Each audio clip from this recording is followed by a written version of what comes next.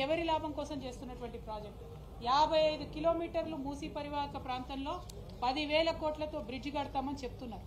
దాదాపు 16,000 ఇండ్లను ఇప్పటికే మూసీ పరివాహక ప్రాంతంలో మీరు మార్కింగ్ చేసి పెట్టినారు. వాటి మీదకి ఇయాల బుల్డోజర్లు పంపుతారా, రేపు బుల్డోజర్లు పంపుతారా అర్థం కానటువంటి ఒక భయానక స్థితి అక్కడ ప్రజల్లో ఉన్నది. మరి ఇప్పటికన్నా మీరు ప్రజలకు స్పష్టత ఇవ్వండి. ఈ ఇండ్లను తీసేస్తామని చెప్పండి. తీసేసిన ఇండ్లకు ఎక్కడ ప్రత్యామ్నాయం ఇస్తారో చెప్పండి. రీహాబిలిటేషన్ ఎట్లా చేస్తారో చెప్పండి. పోనీ రేపు వచ్చేటటువంటి రియల్ ఎస్టేట్ డెవలప్మెంట్లో ప్రజలకు ఏమొస్తుందో చెప్పండి.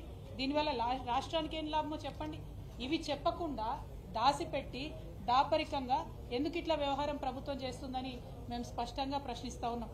ఒక్క మూసీ విషయంలోనే కాదు, ఒక పేద ప్రజల విషయంలోనే కాదు, తెలంగాణ అస్తిత్వానికి సంబంధించి చేసేటటువంటి దాడిలో తెలంగాణ తల్లి విగ్రహం తయారు చేస్తే సంవత్సర కాలం పాటు ఎవ్వరికి తెలియదు ఎట్లా ఉంటుందో. వాళ్ళు తెలంగాణ తల్లి పేరుతోని కాంగ్రెస్ మాత విగ్రహం తయారు చేస్తారు.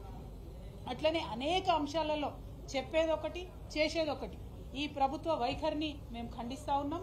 మీరు పర్టికులర్గా మూసీ విషయంలో ప్రభుత్వం స్పష్టమైనటువంటి జవాబుతో అసెంబ్లీకి వచ్చి మాకు ఆన్సర్ ఇవ్వాల్సినటువంటి అవసరం ఉంది. నా దగ్గర ఉన్నటువంటి ఆధారాలు మీకు నేను ఇవ్వడం జరిగింది.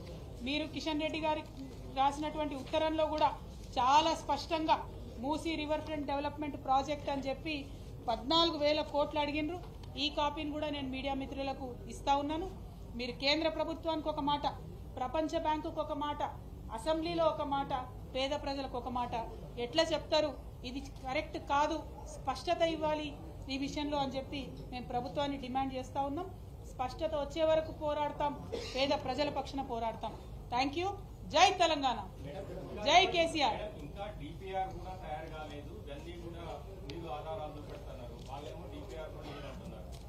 ఎగ్జాక్ట్లీ నేనేమంటున్నా, డిపిఆర్ ఉంది అని ప్రపంచ బ్యాంకుకి ఇచ్చిన అప్లికేషన్లో సెప్టెంబర్ 19 నాడే ఈ ప్రభుత్వం ఒప్పుకున్నది. ఆ తర్వాత అక్టోబర్లో మరి ఎందుకో కన్సల్టెన్సీ పెట్టుకున్నారు. ఆ తర్వాత డిసెంబర్లో వచ్చి అసెంబ్లీలో అబద్ధం చెప్తా ఉన్నారు. డిపిఆర్ ఉన్నదనడానికి సాక్ష్యం నేను మీకు ఇస్తా ఉన్నాను. మీడియా మిత్రులకి ప్రశ్నించాల్సినటువంటి అవసరం ప్రజల తరఫున మీడియాగా మీకు కూడా ఉన్నది కాబట్టి దయచేసి ఈ అంశాన్ని మరి ప్రశ్నించాలి. ప్రభుత్వం మనకు అబద్ధం చెప్పాల్సినటువంటి అవసరం ఏముందన్నది కూడా ఇప్పుడు మేము డిమాండ్ చేస్తూ ఉన్నాం. In Telangana, Congress government has been continuously duping the people of Telangana. They are lying to the people of Telangana. They have sought 4,100 crores of funds from the World Bank in September, when they have clearly said that there is a detailed project report for Moosi River Development Project. Again, Telangana government has sought funds from the central government, 14,000 crores, stating that Moosi River Development Project is going to take place. But yesterday in Assembly, despite asking them repeatedly, they have lied to the Assembly. Why are they lying repeatedly to the people of Telangana? Why are you getting loan from the World Bank? In the 10 years, BRS government did not let the World Bank enter into Telangana. Why are you now seeking help from World Bank? You are already seeking loans and getting loans of 1,28,000 crores from various private banks and government banks. Why are you going to the World Bank is my question to the Honorable CM of Telangana. If you are going to the World Bank, why are you lying to the people of Telangana? This is my straight question. I have all the relevant papers that I have showed and shared with the media. I will do it again, and we need to question the government of Telangana. Why this secrecy? Why this hypocrisy? Thank you. Jai Telangana.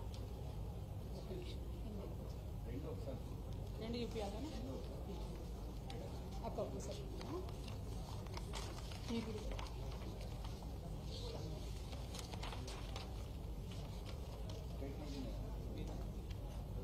Statement